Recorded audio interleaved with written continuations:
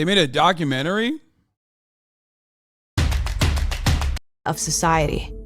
I needed to talk to somebody who Glasses. A lot of people are going to hear that and go, he's doing it the old-fashioned way, focusing his investment decisions on across the United States to try to find those answers.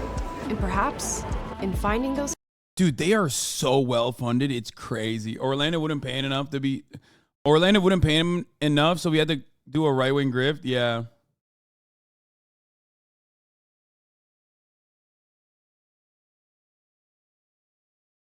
Someone yelled at me for wearing Gosha Adidas socks the other day because they have Cyrillic on them. I had no idea how to respond, lol. Wait, why? Do they not know? If people get mad at you for using Cyrillic, I assume it's because it's like Russian, right? But what do they think? What do they think Ukrainians use?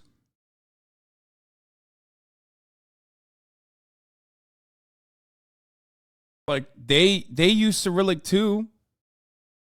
That's so fucking stupid, dude.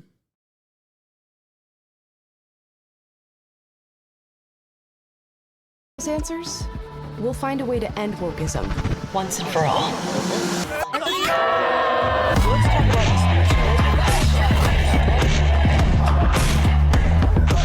So much of the talk around woke seems to be just that, talk. At the end of the day, nothing will change if those of us who... I love the conservative movement doing consumer activism and like spending a lot of time, energy, and initiatives on consumer activism. To understand what can be done about it, we need to understand the world in which it originated. It's so funny. They're literally like, what can be done about woke commodities? That's right. You have to just buy our shit instead.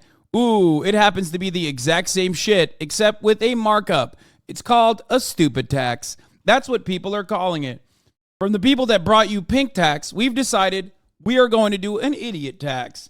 If you want to buy the exact same shit, it's even worse quality for a higher markup, come and purchase it from us instead, the middlemen. Awesome.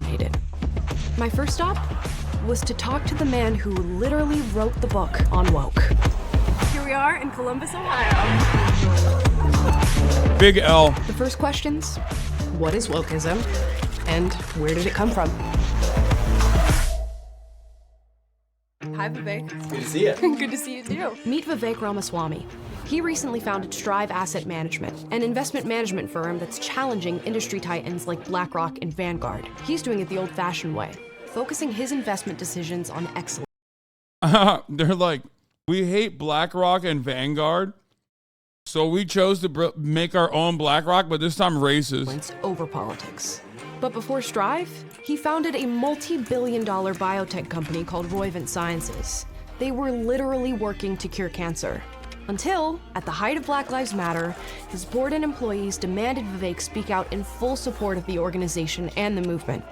Wait, are you telling me that this dude was on the cusp of curing cancer, and then his employees were like, hey, Black Lives Matter, and he was like, no, fuck that. We're done. Like, what kind of argument is this? Let's say it's real for a brief moment. Let's just suspend our disbelief and think that this is a real story that happened.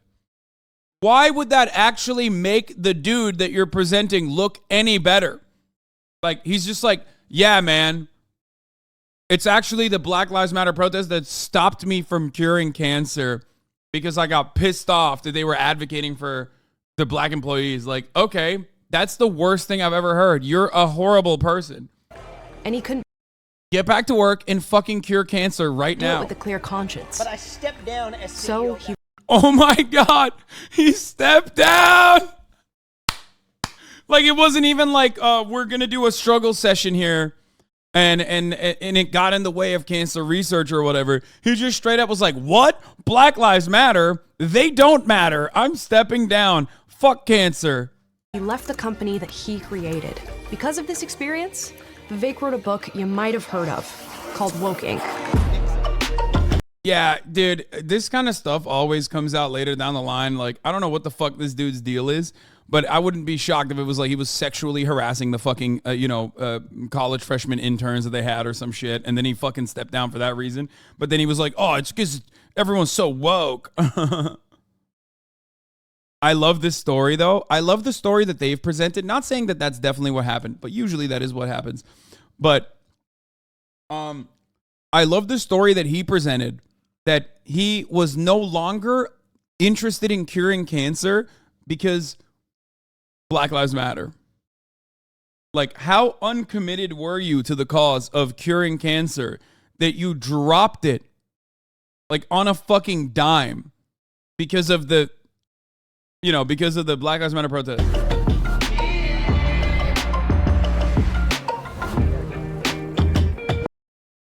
Why do you think this makes you look good? That's another question I have. I don't get it.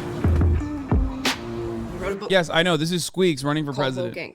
I think a lot of people. At first, I thought he looked like Squeaks, but the more I see him, the more I realize he doesn't actually look like Squeaks. I was just being racist. People are going to hear that and go, what's woke? Mm-hmm. So, Vivek, what's woke? Yeah, wokeness refers to being alert to invisible injustices perpetuated against disempowered classes of Oh, God, I'm so mad. Oh, no, what? people, generally defined on genetically inherited characteristics like race, gender, and sexual orientation. Basically, it borrows from the tropes of Marxism, which was this oppressor-oppressed narrative. But wokeism was not just Marxism, it was the merger of Marxism with identity politics. The idea that you are nothing more and nothing less than the genetic stock that you inherit on the day you're born. So that's what you sort of refer to as the trend of modern wokeness. Okay. Now, this is a fringe philosophy. I mean, this was a theory from the halls of academia, and it was a challenge to the system. It was an interesting set of ideas. Does it mean it was all coherent? No, not necessarily. But it was interesting. It was provocative. It was a different way of looking at human relations. It was an interesting worldview in some classroom at some liberal arts university somewhere. Mm-hmm. But wokeness at some point moved from being about being a challenge to the system to becoming. Oh, he's like one of those. He's like one of those guys. He's one of those guys who's like, oh, wokeness was fine, you know, when it was like the civil rights movement. But now it's not fine because somehow it got out of control. So to really understand the origin story of wokeism, you have to understand academia first. That's where it was born. It was born as an infant there. Became an adolescent somewhere else, but let's start with the infancy. Frankfurt School. Say the Jews did it. At the end of the day, the rise of wokeism wasn't an overnight phenomenon. It's actually been in the works for years. So like many bad ideas, wokeism started in academia. But why? And why are they not saying it's the Frankfurt School? We know that's what you want to say. Just say it, man. didn't it stay in the ivory tower? How did this cancer infect every other area of society? I needed to talk to somebody who understood academia and from a long-term, multifaceted perspective. And so I traveled to Washington, D.C. I love that, like, conservative commentary now straight up is just like, if you're educated, you're learning to be a homosexual Marxist and it's bad. Please stop getting educated. Do not read. Do not read. Stop reading. Stop going to school. It's bad for you. I promise it's not good. It's no good. School is no bueno. Don't do it. Don't fucking do it. Education is really bad. Really, really bad, actually. Please stop educating yourselves. To talk to a visionary who did something many people consider to be impossible. He founded a new college that now rivals the Ivy League. This is Michael Ferris. He started Patrick Henry College, a classical liberal arts college just outside of Washington, D.C. In only 20 years of the college's existence, Patrick Henry graduates have become leaders in the highest halls of power, including Congress, Hollywood, and the White House. And this sort of cultural impact was by design. Ferris has been fighting wokeism before it was even called. This motherfucker, it's required, you're stupid to believe this stuff? Yeah. This motherfucker literally went and made a liberal arts university, but like even more filled to the brim with like fucking nepotist fail children. Affirmative action for conservatives? Yeah, literally, dude. What the fuck? Hey, man, if you're rich, white, and conservative, we have affirmative action programs for you. Don't worry. Like, we got this college. Called wokeism. And more importantly, he's been winning. And I dare anyone to read my legal analysis. Through Patrick Henry College.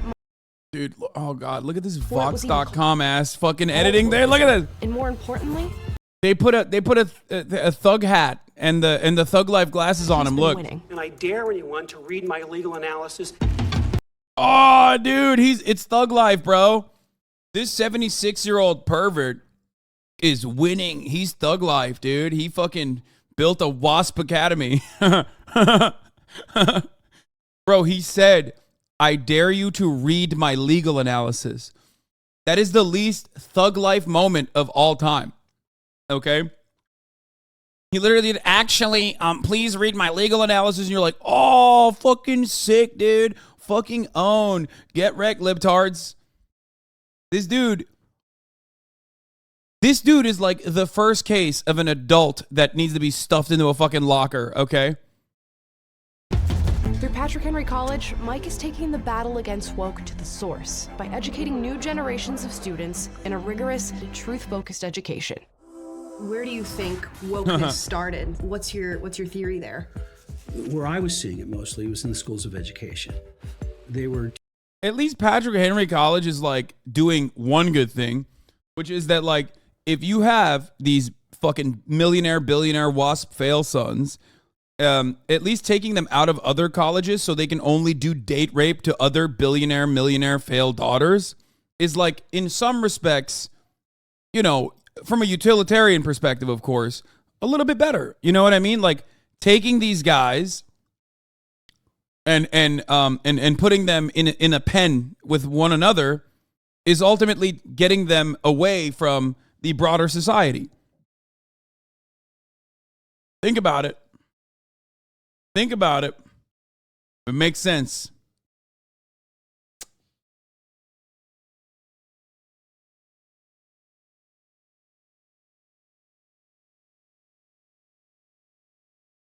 Don't they feel dumb just saying wokeism all the time? No, they don't. They are dumb. They are very dumb.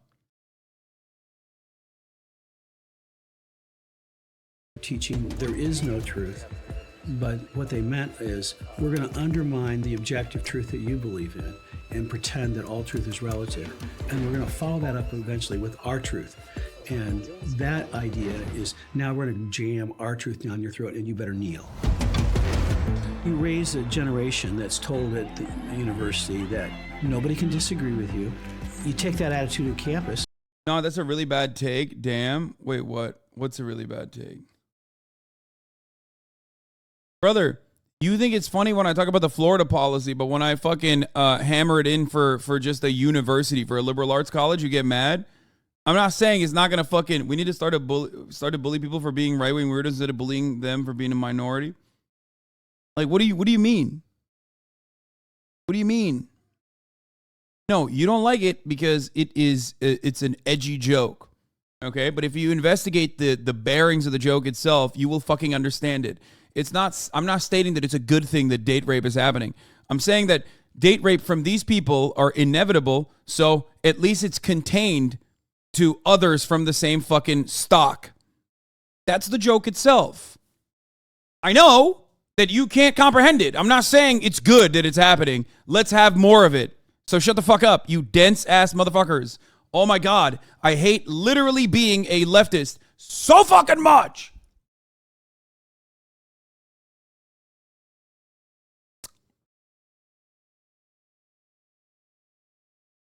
Oh my Lord, dude. There's a reason why we don't do You Laugh, You Lose anymore. We will never be able to do it. God, I just fucking hate it. And now, for the next 35 minutes to possibly 3 hours, there's always going to be people that keep coming back to it and be like, remember 3 hours ago when you said that? That was really fucked up. Jokes about rape are never okay. Got it, man. You're right. You're so fucking morally righteous. This is not a joke about rape, okay? Just because there's a rape mention in it doesn't mean that it's like trivializing rape. Shut the fuck up, okay? That is a you problem, that you cannot comprehend what the joke intends to argue for, okay? I'm saying those are the guys who are most likely to do date rape. That was the joke itself. Fuck! You think that's the way the whole world should be like, and that's what you believe. That's the way you were trained. And you will not be a friend of truth. You will not be a friend of freedom. You're going to be a friend of repressing anybody who doesn't follow the party line. The tyranny that's in place today believes that the heart, soul, and mind of man belongs to government.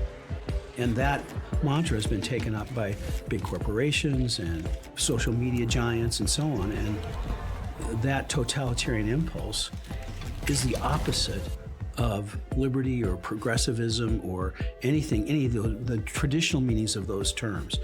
Our country was a liberal democracy. We're fast becoming a totalitarian, bureaucratically run country, not a democracy, not a republic. No, definitely. Except for like when the photos that you were pointing to, that's the funniest part. Like when you were pointing to photos of like when we were a democracy, a real democracy of liberty or with like George Washington and shit, like dog, that was when America was infinitely less a democracy. Okay? Those guys were slave owners, man. That's crazy. That's crazy that you're looking at that and going, oh, like, oh, the fucking, look how democratic it was back then when the country was run as it's intended by white male slave owners. What the fuck?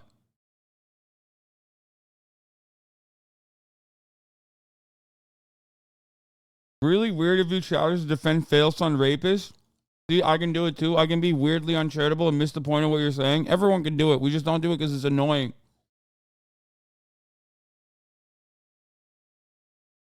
or progressivism or anything, any of the traditional meanings of those terms.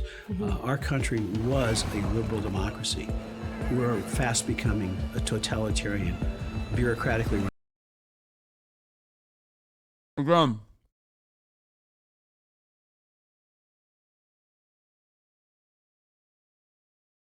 You said our country was a liberal democracy. There's no black people in the photos. It's like one woman.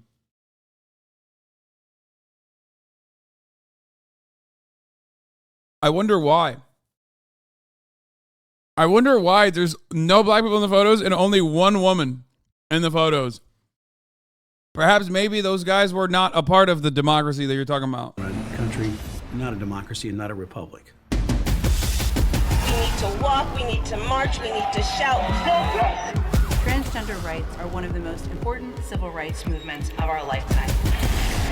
We can enact change in this country. What is, oh, it's so scary. I can't believe AOC said we can enact change in our country. I can't believe they said transgender civil rights is one of the most important civil movements of our time. That's so scary.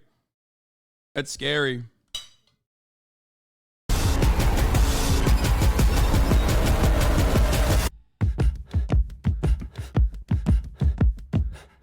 So you teach a generation that truth is subjective and ever evolving.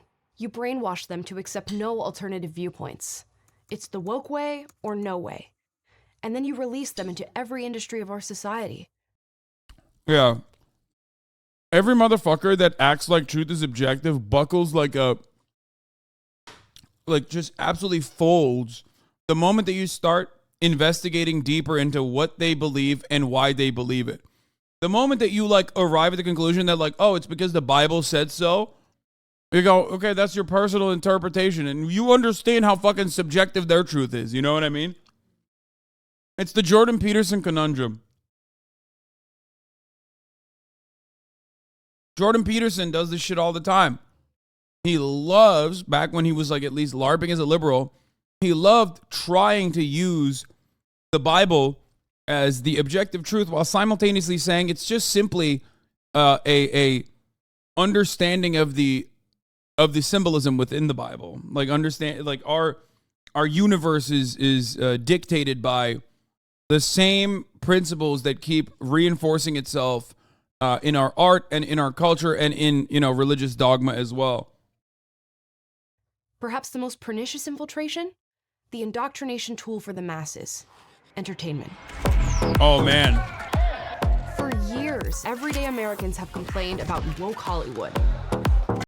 Yeah, totally. That's what Americans are always complaining about. But we're not here to complain. We want to create alternatives.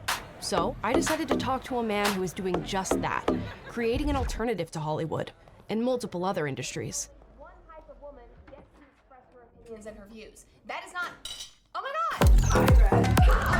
Wait, that's not the man we're talking. This will never not be funny. You know how we make fun of people on TikTok for having fake podcasts? Brett Cooper has a fake Twitch stream where she acts like she is doing a Twitch stream when she's not.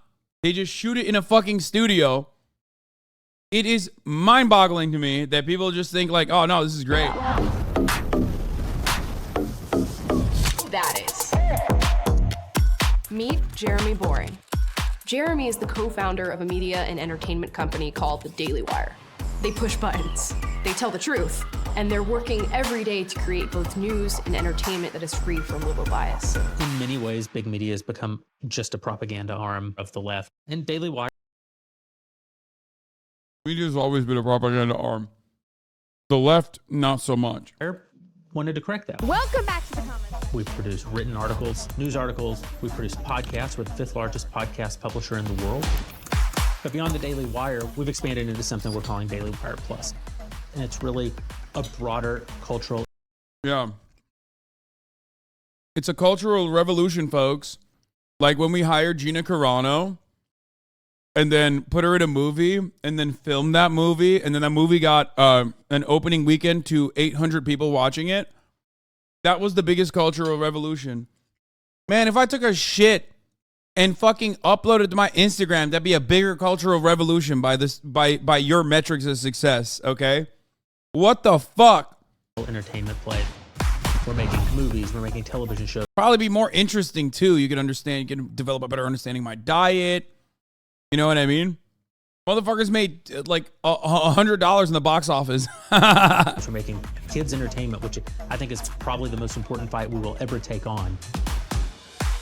They've also started making some pretty awesome products that offer an alternative to woke companies and other industries as well. Jeremy's Razors is a consumer goods alternative to companies like Gillette and Harry's Razors, who have all publicly embraced the LGBT agenda. And not just the LGBT agenda, the radical gender theory being pushed on children. Daily Wire Plus, 1 million plus paying subscribers right now. Yeah, children who famously shave with Harry's razors. Fucking so Jeremy's dumb. Razors, we have sold over 100,000 Razor subscriptions. I think all of that is because the half of the country that up until now has been divided by nothing. They've had no alternatives whatsoever, are eager and hungry to engage with those alternatives when they're presented, especially if we're not exploiting them, if we're actually providing value to them, then I think that there's enormous opportunity to succeed. I think it's great, man. I do. Like, these guys are literally farming the dumbest motherfuckers with disposable income, okay? They're literally selling the same nonsense, the same exact product with a markup. If you're stupid enough to go out and buy this exact same product, like go out of your way and do something like this, I don't know what to tell you. You got, and you are stupid enough to get got, and you kind of deserve it. Hollywood going woke was pretty easy to see coming. But what happened next, no one expected. Sports went woke.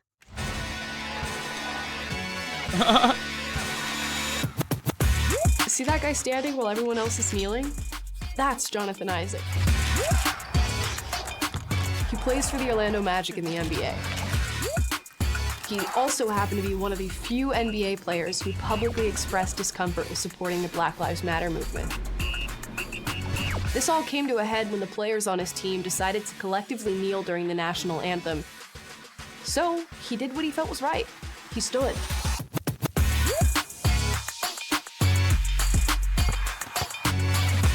Now, Jonathan is launching his own apparel company called Unitus. Okay, so we saw this part, which was really stupid.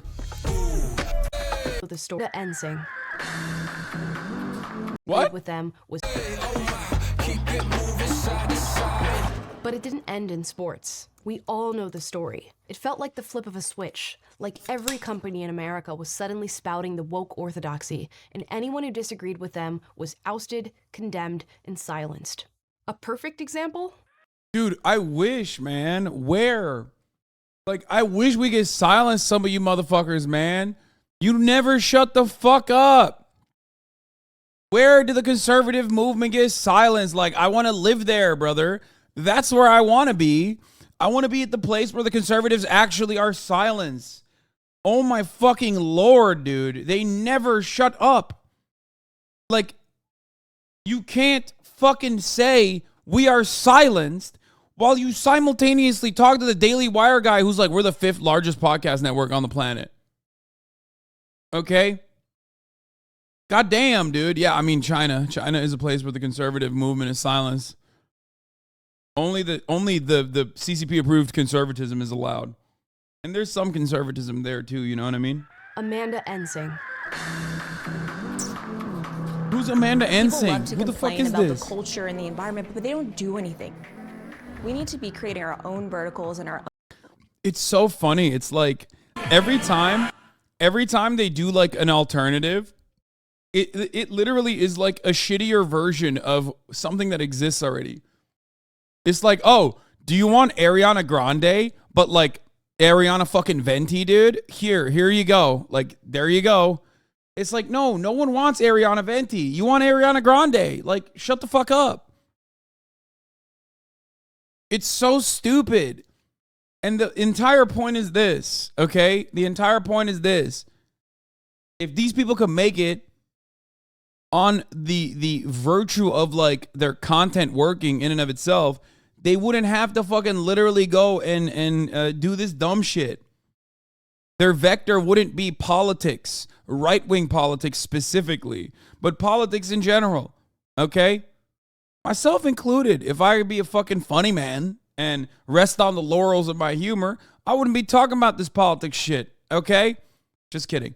Unfortunately, I'm brain dead enough to love politics a little too much, but regardless, especially when I'm running top of the hour ad breaks, which is my personal joy, which come at the top of every hour. If you no longer want to see those ads, all you need to do is subscribe, which you could do for $5 or for free with a Twitch Prime. How Fem Shapiro was created after you? Yeah, I mean, this is real. The TPUSA presentation notes, Hassan the Hun is content inspiration for Twitch streaming. Hassan is currently live reacting to Trump's appearance on the Nelk Boys podcast. Yeah. Yeah, these guys see it. They see it. They probably also see the 3-minute ad break at the top of the hour because they're not fucking subscribing. But you should. Sephora took away her brand deal because they learned about her beliefs, which caused conservatives to boycott Sephora. Conservatives boycotted Sephora. Didn't even know that happened.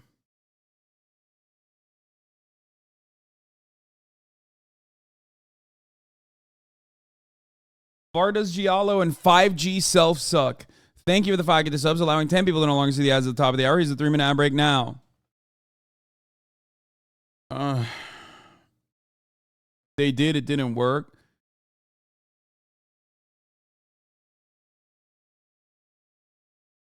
Anyway, where the fuck were we? What is that? Is she pregnant? This is Amanda Ensing. She's an entrepreneur, a beauty influencer, and a general badass boss lady. She started out beauty influencing with sponsorships from Sephora and other huge makeup brands. But when armchair critics started criticizing Amanda for stating her personal political beliefs, Sephora immediately canceled her.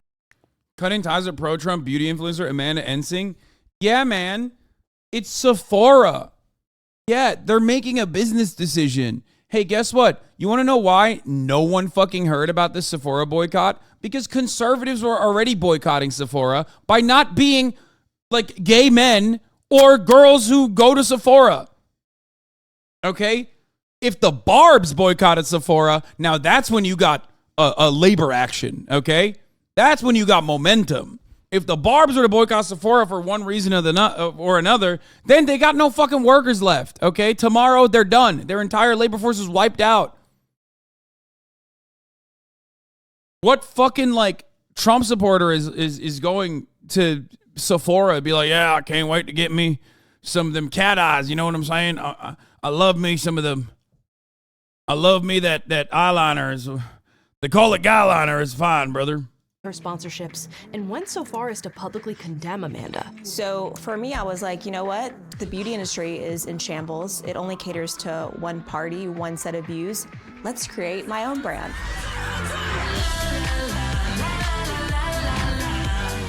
Our first launch sold out within like a day or two. I couldn't believe it. They shouldn't. Those shades are way too dark for your fan base, lady. Okay. Her skincare goes up to like her concealer goes up to only like white and palest white. I was just like, what? And just seeing how much women wanted this, I was like, wow. And I was scared. You know, it's terrifying putting your story out there. And when you get canceled, and with all of these people now coming for me, it's scary at first to take that first leap. But once you do, you just don't stop.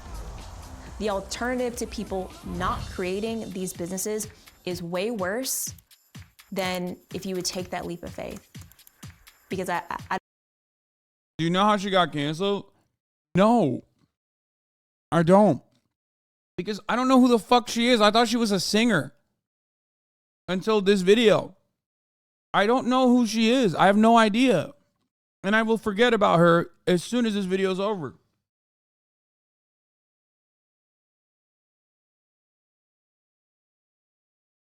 I don't think a lot of people realize how willing Americans are to support you. Like, we are desperate for new brands and new companies. America needs alternatives. Oh, and if you haven't already guessed, every single one of the people we interviewed is a perfect example of not just what fighting back looks like, but what winning looks like. Yeah, they're literally just like, they're just straight up like, oh man, all of these institutions are liberal. Let's make competitive ones by just saying that these are not woke. That's it. Except like you have an avenue to work in those institutions. You just can't cut it because you don't got what it takes. It's not like conservatives don't exist in Hollywood. Of course they do. There's plenty of fucking conservative people in Hollywood. You just don't hear them chirping nonstop because they haven't made being conservative their personality until they're like really fucking old. Harrison Ford, Clint Eastwood, not Harrison Ford, sorry, Clint Eastwood, Angelina Jolie's dad.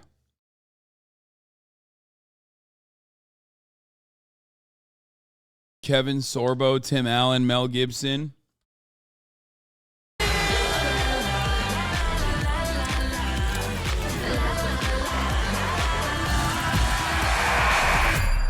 I'll give you one of the insights from my investing days. It's a famous quote from Warren Buffett. Be brave where others are fearful. Okay, so first of all, Warren Buffett woke. Secondly, if this guy is like investing in companies purely on the fundamentals, okay, and not like purely on the fundamentals and not actually on like what their corporate brand's strategy is, which by the way, I laugh at any fucking donkey-brained idiot who thinks that like BlackRock Capital is actually focusing on how woke a company is and not what their returns are, okay? But like, if he's only looking at the fundamentals, then wouldn't he be straight up only investing in established brands? He's talking about Warren Buffett, for example. Like, that's Mr. Coca-Cola. That's Mr. Safety. Warren Buffett's entire fucking portfolio resembles like the most, I mean, it's the Fortune 500, you know what I mean? So doesn't that mean you're going to be doing the same thing? So you're just trying to be fucking BlackRock? Because I'm willing to bet this motherfucker is not investing in like the anti-woke Sephora or whatever the fuck if he's only caring about the fundamentals. There's an economic opportunity. I think it might be one of the biggest economic opportunities of the next decade to serve the 100 million plus Americans. Also, yeah, BlackRock and Vanguard don't invest based on stuff like that anyway. Disaffected from the places where they work, where they shop, where they bank, where they invest. These are also. I just don't think anyone cares. Like, I don't think liberals have ever been like, oh man, I'm so glad Bank of America loves homosexuals. You know what I mean? Like, that's the difference. These guys are literally like, oh, dude, we have a banking system, but like if you're gay, we call you the F word. You know what I mean? Oh, sick. That's definitely where I want to go. Like, it's just so stupid. They looked at like vague, ambiguous mentions of like certain marginalized identities with no real solutions whatsoever, and literally thought that's the reason why libtards shop there and conservatives will go and shop elsewhere for the same reason. No, man, it's convenience. And also, you know what's the most convenience thing? Being a fucking monopoly, okay? So, you're not taking down Mondelez International because you decided to go to the same factory where they make the Oreos and be like, my Oreos, on the other hand, look identical, but like that are actually fucking racist. You know? It doesn't work that way. Most people are not like, yeah, I want to make sure my Oreos say the N-word. Like, that doesn't how it's not how that works. You know what I mean? So from an economic standpoint, some of the best customers that any business could want. That is an economic opportunity. It might be the economic opportunity of our generation. One person only vanilla Oreos for me, brother. Each person can look themselves in the mirror and ask, how am I going to have my own unique contributions? For me, it's in the financial institutions, in the asset management industry, and in capital markets. Somebody else, it might be starting a consumer products company. Somebody else, it might be starting a new university. Somebody else, it might be starting a new mode or new approach to entertainment. Each of us is making our own unique contributions. And I'm pretty optimistic that together, it's a mosaic that drives that change through true diversity, that dilutes the church of diversity to irrelevance. Over the last few years, we've seen woke activists try to infiltrate every area of society: education, entertainment and media, sports, and business. And for many of us, that seems daunting. But talking with people like Vivek Ramaswamy, Mike Ferris, Jeremy Boring, Jonathan Isaac, and Amanda Ensing, we have proof that you can push back and make a cultural impact by providing alternatives. We know we're not going to change everybody's mind on these issues, and that's okay. The goal is to create a society where even if nobody's mind changed, we can all live together in a pluralistic, prosperous, civil United States. And I want to invite you on that journey. Together, we can fight wokeism in academia, in the culture, in business. But it's not just about conservatives making alternatives for other conservatives. We need more people creating just flat-out good products, media, education, you name it. We need alternatives that are good for society and good for America. I'm ready to try. How about you? Academia is bad because it grooms children unless we are the ones who are doing the grooming, and then it's good.